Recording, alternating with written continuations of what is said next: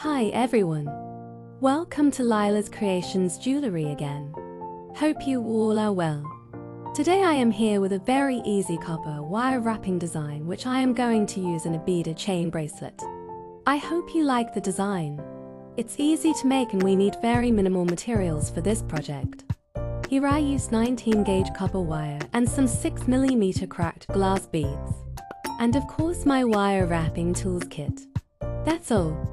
So let's enjoy the video and try to make your uncrafted wire wrapped jewellery. You can also make necklaces using this design. So think positive and be creative. Have a nice day. Thank you.